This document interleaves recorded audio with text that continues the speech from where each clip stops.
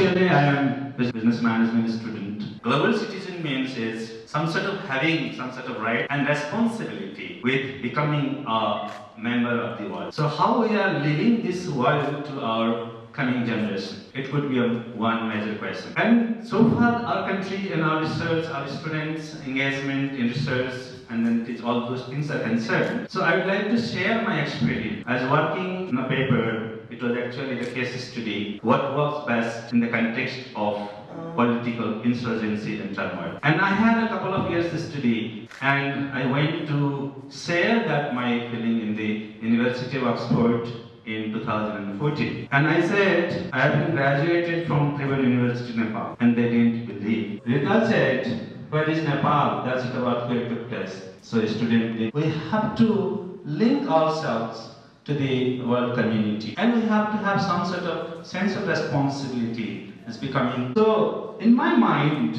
whether it would be the matter of academic debate, or it would be the political one, or it would be the business or economic one, but I would have some in Nepal, other our students, how can we make our students standing, and how do universities impact, where we are different from them and where we have the similarities. One area I have pointed out, in order to promote the global citizenship and then to link our education, research and teaching in the global arena. And the most important things what we can do is appropriate to include in our curriculum. That must be of the local context. So that would be really fit to the local needs and requirements. So when we do these things, then definitely it will be helping us to make we must link our natural, because it's a physical, geographical things, and then the what natural beauty.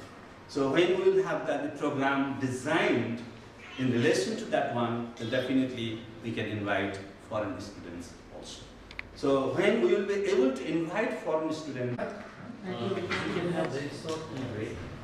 pedagogies, innovations are developing around the world, and they are covering one. What about Nepal?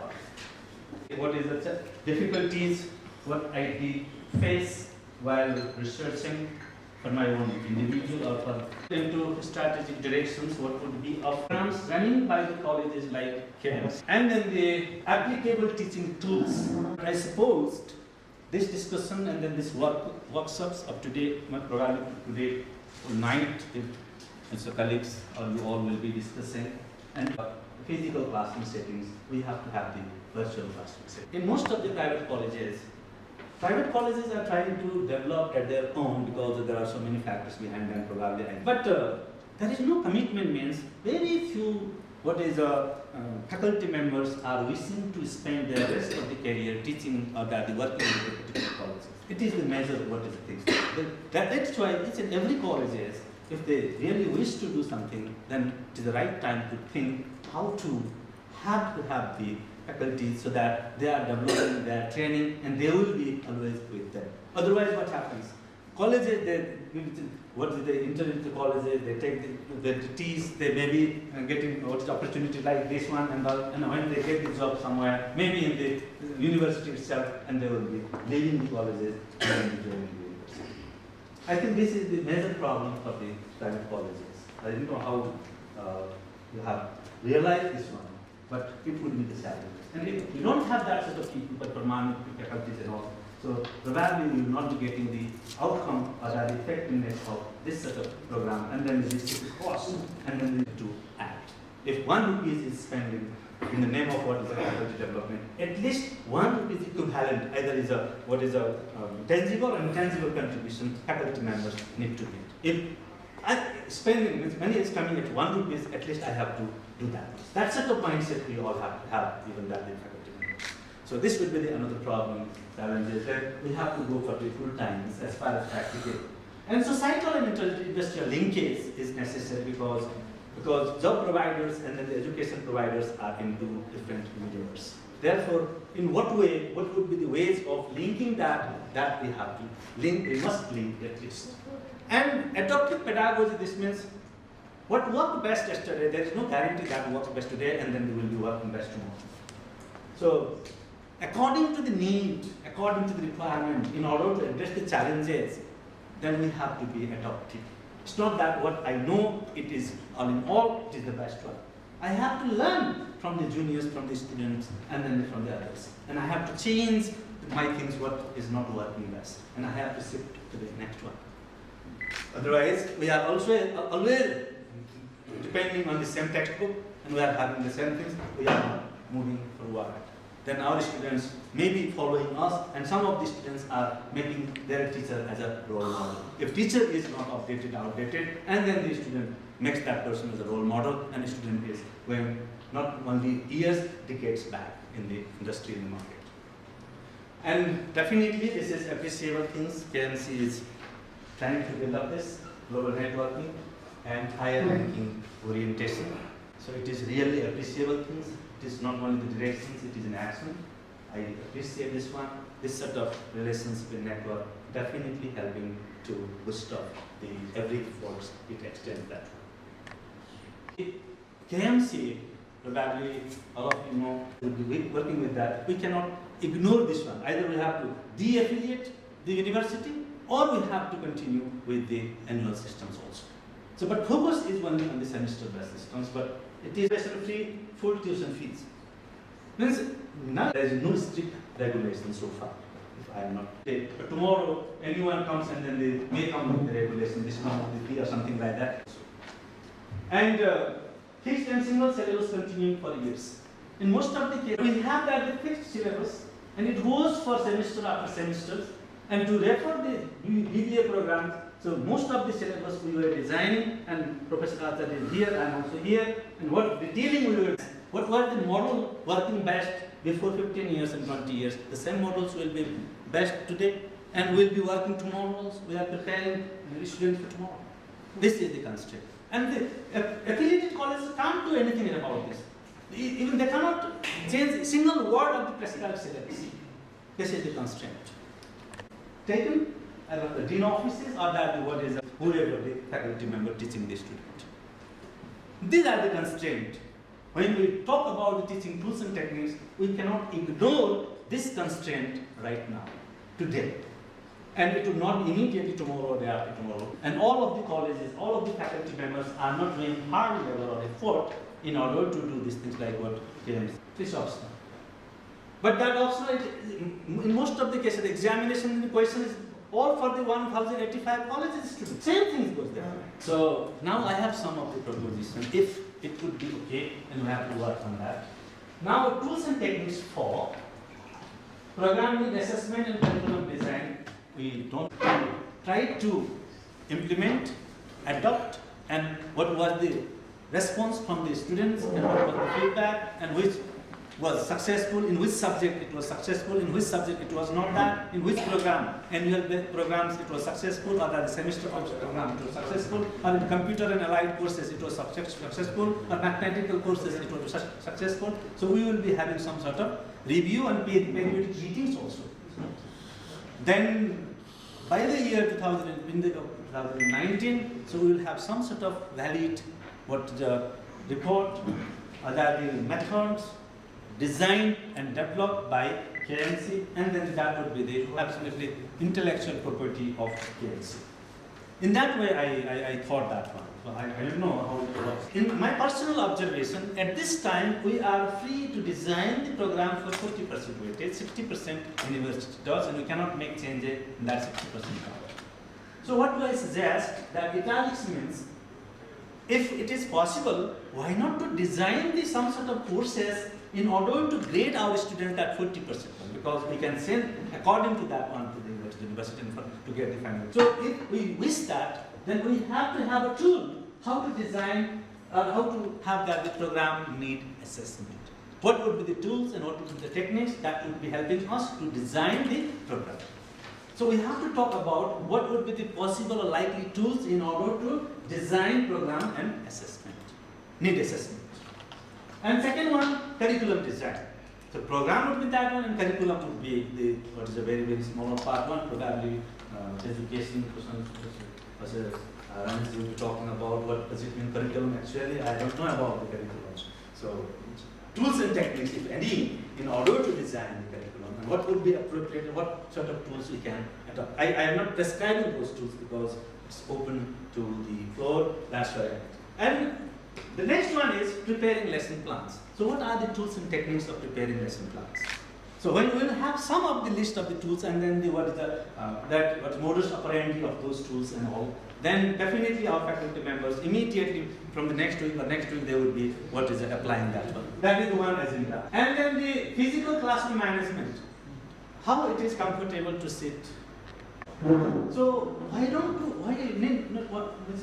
can we think about some sort of different type of, or that the change or U-shapes or something like that? So what would be the tools and techniques of making physical classroom more effective, attractive? Starting from the first page to the end, sometimes we have to ask a student to complete that, read the book of that 300 and 400 pages, or that the couple of books, or that 3-5 pages, and then tomorrow we may ask to present them. So a student will be lost if they don't know the techniques of reading. There are specific techniques of reading. And when we go about the techniques of those things, and we will be selecting that text which is really written following the academic norms and then the values. It's in every bundle of that, the papers and then the printed matter would not be considered a book. In order to be considered a book, that needs to have some of the academic flavor and then the modalities. So when we determine the techniques of the library use, then definitely our students will be knowing which book is really important to. So it is a very severe crime to prescribe the ill written or that what it would be appropriate to prescribe the student to read it, because that would be what deeply impacting the mindset of the students at the undergraduate level. But we have that sort of things, and can we develop some of the tools and techniques so that our students, maybe the faculty members would be developing some of the insights to do that? And digital library use. So what would be the tools and techniques? Can we give access to all the students, or that we will have some of the space and we can prescribe some of this? What would be, just to simplify it, and they bring into the system of the college and universities. And students' project work. So what would be the tools and techniques in order to assign what would be the topic for project works and how project works would be evaluated? It is on the discretion of the teachers, or it has some sort of taxonomy of evaluating project works and all, and what sort of things to be assigned. It will be difficult one. So we will have some sort of things in the systems, then that will be helping to what impart the education to the students. And the students, workshops and seminars.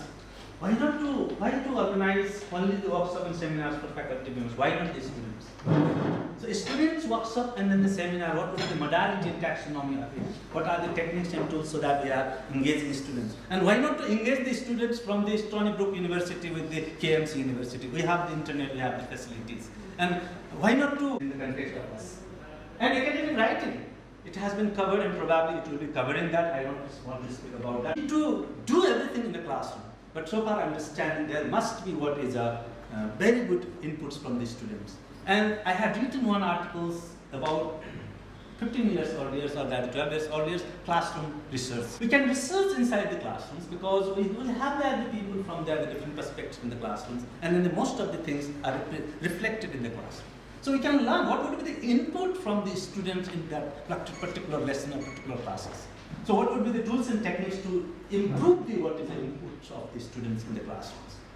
And similarly, colleagues' input. We have no practice of team teaching, and then we hesitate sometimes to go to enter into the classrooms with the senior faculties or something like that. And we never ask what about my styles of teaching or something like that, pedagogy, was this appropriate or not, and what other faculty members are talking about my style of things. In my cases, normally very few other faculty, mathematics and all these things. Why not to integrate and then design that what is a project for the students so that there will be colleagues' inputs also into the class. So what would be the tools and techniques in order to enhance the colleagues' inputs, either from the senior or from the what is the colleagues or junior? Learning, we can learn from anybody else. So we need not to have the narrow mind, we have to learn from our seniors only. We have to listen to the doctors or the professors only. We have to listen to each and everyone.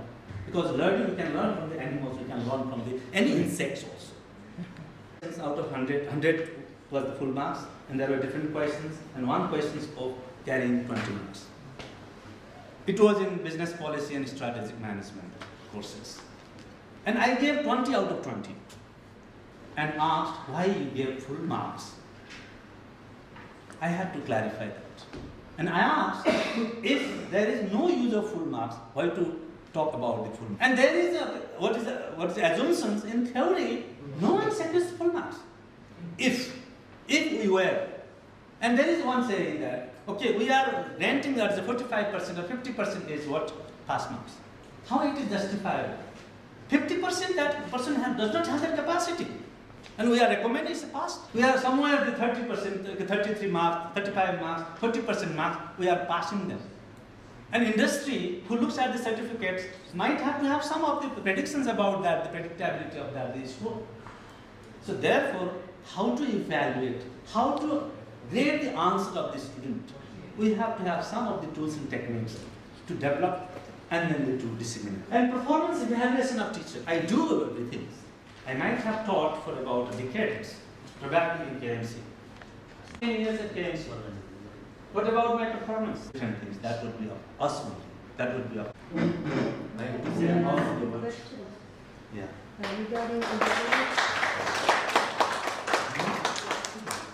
Regarding to class observation. Look, that all these things, what would be the possible things? Just these are the assumptions. And this flow, if it goes accordingly, then all of these things, what would be the possible?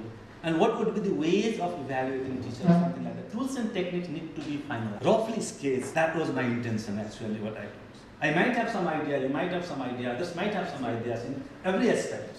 So when you explore this one, work on this, and we'll have some sort of what is a black and white, and we accumulate that, we edit that, and we make the report of some readable form of all of these things, and then accordingly we select the things and we start to test in our what is the next time, then what would be the cases, what were our experiences, and each and everyone will be sharing the experiences, and what were the drawbacks, and what were the strengths and weaknesses of each and every tools and techniques, and on the basis of that we will be finalizing the report, and it would be the assets of the colleges. And all these things are somewhere similar. Whether you include that in your classroom management, when you include that in your lesson plans, or when you do that one, there are so many areas where case study need to be made as a tools and techniques. There is another havoc about case study, like research. Professor Acharya, Would it be possible to, let's say, finance a professor from India to come and train the entire college, for example, on teaching pedagogy or how to use digital technology to teach. So if you were to have in-service, would it be possible to find finances to bring a professor? yeah, definitely. That is which subject, where is the expertise, Right. and what about the textile knowledge and ideas? That is absolutely so welcome. It's the most important. That would be very beneficial. The benefits. That's why I have said so. We have to develop the what is a virtual classroom techniques because every colleges are not able to pay for the cost of time in the accommodation and all these things because the students are not well. What is the sufficient is to pay the what tuition all those things because colleges are taking that things reimbursing that from the what is the students' fees. So the technology is there, and we can have that expertise of all these things. So you are like an institution. Like I am really impressed that you have stayed there, Calcutta. So no books covers your experience. No books. Not even a half dozen books will not be sufficient to cover what actually you know and you have felt. Yeah. Yeah, everything we cannot deliver what is that's why I have what think about virtual classroom management. And it is very difficult to say. I tried. Why not to try it?